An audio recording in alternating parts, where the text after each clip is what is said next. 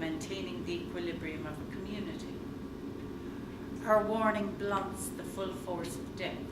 If there are fishermen out, there is a chance that they may not come back. If you've heard the Banshee, you can look back and say, I was warned. Elizabeth Kubler-Ross, in her work on grief management, will say that when the heart is steadied, it makes death not more easy, but not quite the shock that it might be. So there's a lot of other reasons behind the Banshee. She's usually depicted as a solitary, crying female, ancestor of the family she attends, and of course there are people, who say there are many families with a Banshee going with them, particularly those with an O or a Mac in their name. So there you are. And the families of Barrett, Riley and Geraghty. That's taken. Now, Michael Curduff also writes in 1941 about the Banshee. I thought I had never heard such crying or lamentation. In this mysterious crying, there were no words used by the person, but regular interjections like a slight hiccup which seems to accentuate its sadness and its poignancy. And another quote, the crying was that of a human being, or rather of a person who was not mortal. And again, all and sundry attributed the wailing which we heard of the Ban Queencha. They mean Banshee there, the Ban Queencha is the mortal woman.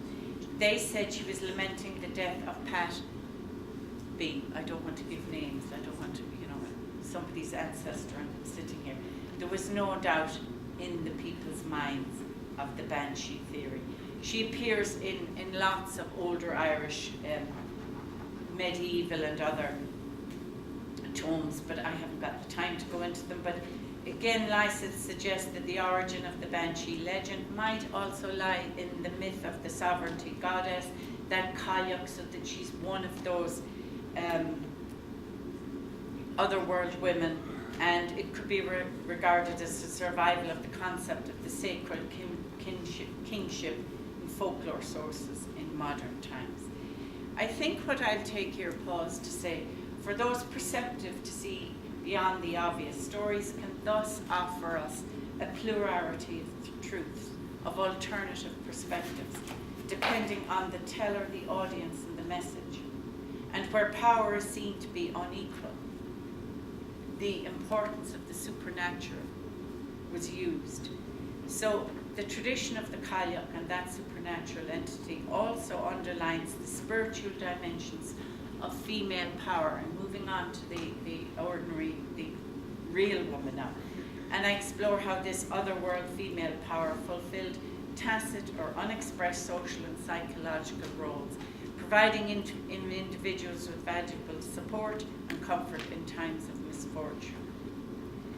So women, especially those who associated them with supernatural, were seen to have this kind of power, but they walked a very dangerous tightrope because they were also designated as evil, anti-human, and all those things.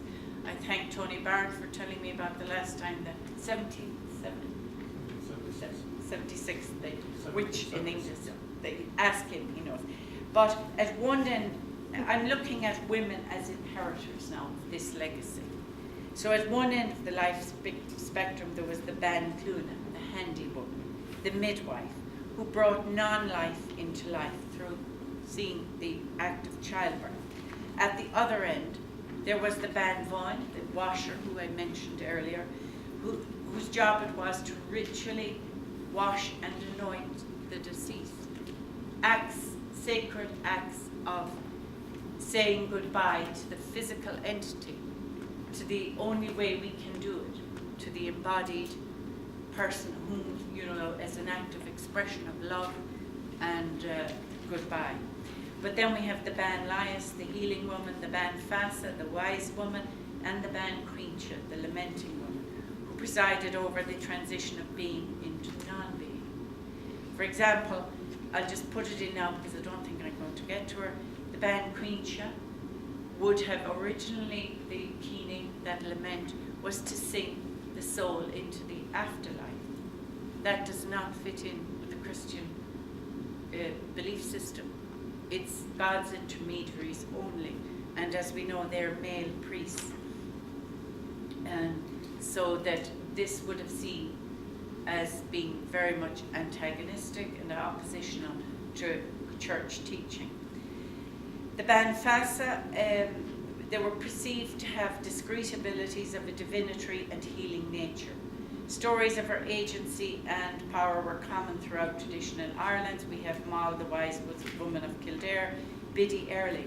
These wise women, or knowing women, were a feature of local lore in the areas in which they lived. And there is evidence of the power of women, that is, ordinary women, to access this alternative female power. But there's little distinction drawn in the folklore archives between the women who are cast as witches or as Ban Fasa.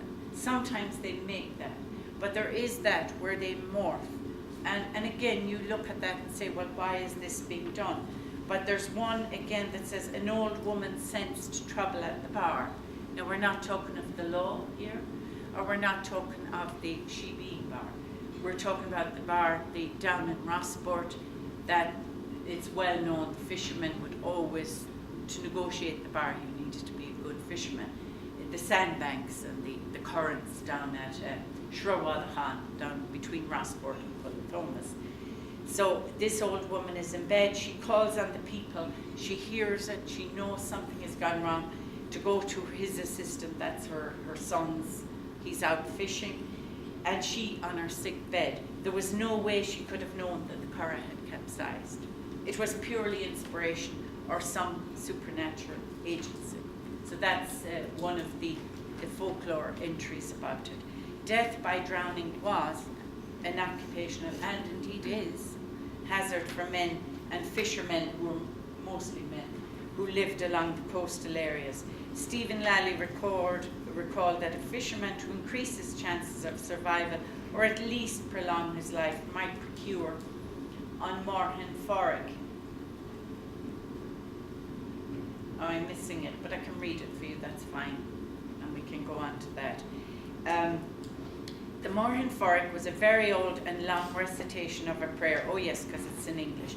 It was a chant asked of an old woman, which if she said it without going astray, it was taken as a sign from God that he would not drown.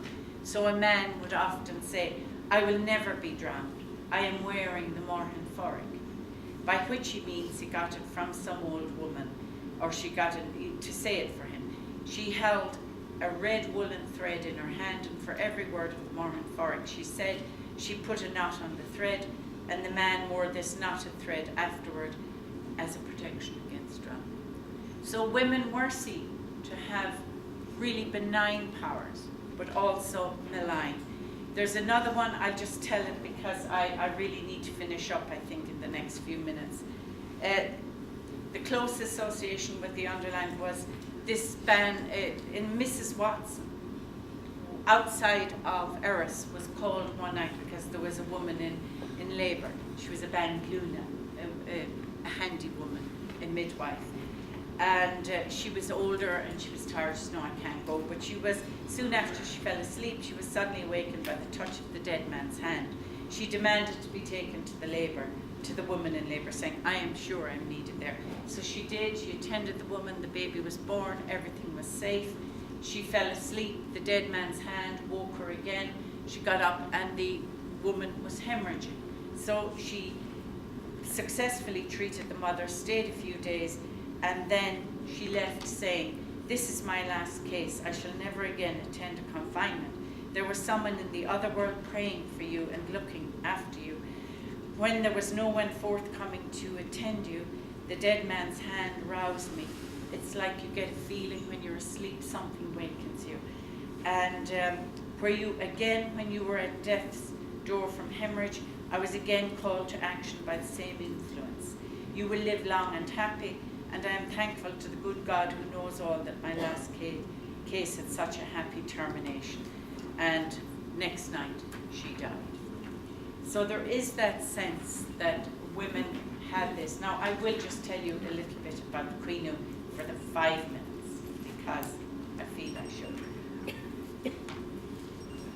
Bridgna Daherty, originally the lament functioned to sing the spirit of the deceased into this world into the spirit world. Over time, its function evolved as a unifying ritual that symbolized the reciprocity of care between the living and the dead. It was a central mechanism in the regulation and the management of grief for the bereaved, and it was a catharsis for the pain of loss.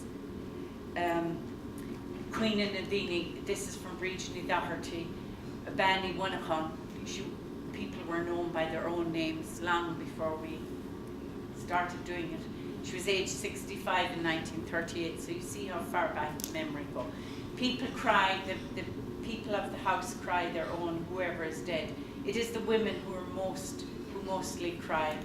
Long ago there were women who got paid for this, the Mná Queenship, but they don't have them anymore. It's right to cry your dead.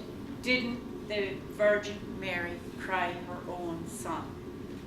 And so Abri to Queen Nadri Wira, the lament of the three Marys. Now they would be from a Christian vantage point. And I make the argument, and that's the same thing, that the Queen Nadri Wira, and I have to kind of let you go, the Queen Nadri Wira was very much associated with Eris, where school people and Patricia Lysat has written this booklet. Anne Cawley quoted her mother, Annie Rahilly, who had been a native of Inishgay North, saying, she said it was right to lament the dead, as the Virgin Mother had herself called the other women to come with her and cry for her only son. The standard was set in the way the title emanated from one small area in Mayo, in particular from Erith, where Queen Nadri Wira was strong. My contention here is that because the lamenting women had been demonized and they're seen as screeching old hags, and it's anti-Christian, so as the church got stronger, the keening and lamenting women were in decline. But because Queen Nadri Wira, it's a conversation between Mary, Mother Mary, the apostles, Jesus on the cross, and in it Mary says, is that my son on the cross? Is that the young man is that the child I carried in my womb for three terms, 9 months? So that it gives women, if you can't beat the system, find another way to do it. So they could do their lament. And there is, from the Victoria and Albert Museum, they're the three ladies. And believe it or not, Mary Magdalene there, and you're right. That one, I suppose that's the good and the bad woman, but she was, of course, a good friend of Jesus. But during the firing in Burst, she couldn't be painted, so they kept her as that. I'm afraid I haven't really. I have left out whole chunks, so I just hope that you've been able to follow me, because as you can see, I use 4 words, you can use 40. So clearly, I just finished with a small analysis for you to think about. The power and agency associated with the Colin and the Banshee. It was a legacy with which certain women, and some men, not just all women, so let me be clear that, were endowed. The sense and meaning of these stories underline the power and the agency attributed to women by virtue of this supernatural heritage, where the power and the agency of the, whether you want to call it a female divine or a supernatural otherworld, manifested in ordinary beings. Stories can carry a deep sense, especially around the Queen, about tragedies and losses, personal loss, and an implicit form of grief. The fact that the stories circulated was an affirmation of their potency and made them appear real. They could, of course, also serve to include very real problematic issues underlying these events and experiences.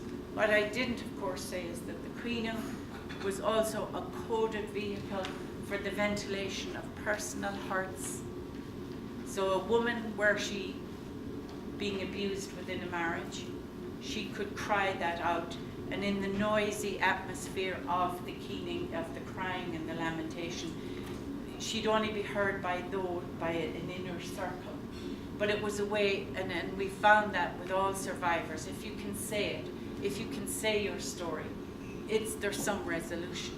So the Queen did so many other things, but you have to listen into another talk for that, because I can't do it justice today. And I think that, how am I? Yeah, I'm 15 minutes over, I knew I would be, but thank you very much for your attention.